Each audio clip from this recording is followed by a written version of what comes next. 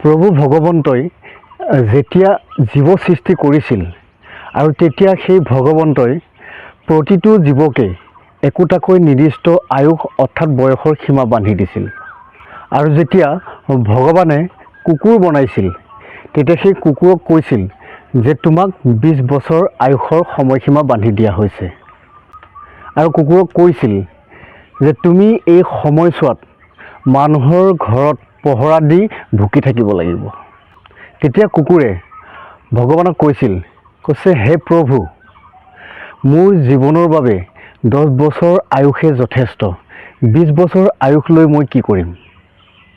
আৰু ভগৱানে কুকুৰৰ কথা মতেই তেওঁক 10 বছৰ আয়ুসৰ সময়সীমা বান্ধি দিছিল। তাৰ পাছত ভগৱানে যেতিয়া বান্দৰ সৃষ্টি কৰিছিল আৰু বান্দৰ সৃষ্টি কৰাৰ পাছত বান্দৰক কৈছিল যে তুমি নাচ গান কৰি দুখী মনে থকা মানুহবোৰক হহুৱাব লাগিব আৰু ইয়াৰ বাবে তোমাক 20 বছৰ আয়ুসৰ সীমা বান্ধি দিয়া হ'ল।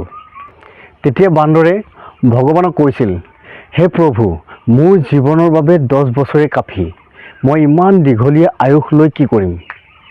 আৰু ভগৱানটোৱে তেতিয়া বান্দৰক তথাস্তু দি 10 বছৰ আয়ুস দিছিল। আৰু তাৰ পাছত যেতিয়া ভগৱানে গাই সৃষ্টি কৰিছিল আৰু গাই সৃষ্টি কৰি গাইক কৈছিল তুমি গোটেই জীৱন কষ্ট কৰিব লাগিব আৰু এই কষ্টৰ সময়ছোৱাতেই তুমি নিজৰ ল'ৰা ছোৱালীক সুন্দৰভাৱে পোহপাল দিব লাগিব আৰু ইয়াৰ বাবে মই তোমাক 60 বছৰ আয়ুস দিছোঁ।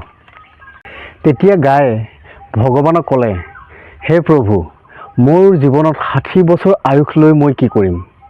গতিকে মোৰ জীৱনৰ বাবে আপুনি 20 বছৰ আয়ুস দিয়ক, এই 20 বছৰেই মোৰ বাবে যথেষ্ট।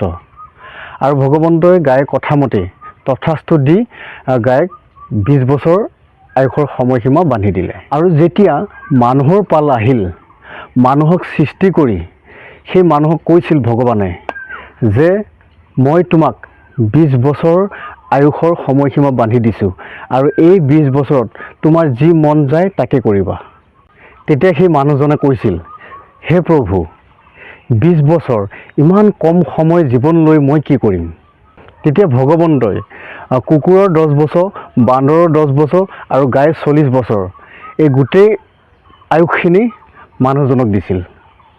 আৰু ভগৱন্তই দিয়া সেই 20 বছৰ সময়ত মানুহে খুব ৰং তামাচা হাঁহি ধেমালি খাই বৈ পাৰ কৰে।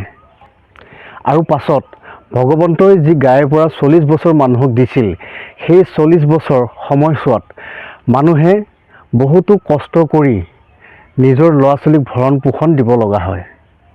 আৰু 10 বছৰ যি বান্দৰৰ পৰা মানুহক দিছিল সেই 10 বছৰত মানুহে নিজৰ নাতি পুতিৰ লগত হাঁহি ধেমালি কৰি ৰং তামাচা কৰি সুন্দৰভাৱে পাৰ কৰে। আৰু পাছত 10 বছৰ যি কুকুৰৰ পৰা পাইছিল সেই 10 বছৰ কুকুৰৰ দৰে ঘৰৰ কোনোবা এটা কোণত পৰি থাকিব লগা হয় আৰু এসাঁজ খাদ্যৰ বাবে গৃহস্থ মুখলৈ চাই থাকিব লগা হয়। সেয়েহে আমি সকলোৱে জনা উচিত যে যৌৱন অৱস্থাত যিয়ে হাঁহি ধেমালি কৰি ৰং তামাচা কৰি খাই বৈ উৰুৱাই দিয়ে তেওঁলোকে কিন্তু বৃদ্ধ অৱস্থালৈকে কৰ্ম কৰিব লগা হয়। আৰু যদি উচিত সময়ত উচিত কৰ্ম কৰি যোৱা যায় তেতিয়াহ'লে বুঢ়া বয়সলৈকে খুব সুখৰ আৰু আৰামদায়ক জীৱন অতিবাহিত কৰিব পৰা যায়।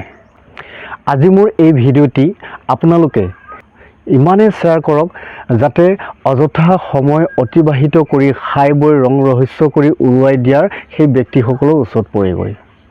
ভগৱন্তই দিয়া এই জীৱনটো আমি বৰবাদ কৰিবৰ বাবে নহয়, জীৱনত কিবা এটা কৰি সুখ শান্তি আৰু আৰামদায়ক শান্তিপূৰ্ণ জীৱন এটা পাবৰ বাবেহে সময় কটোৱা উচিত।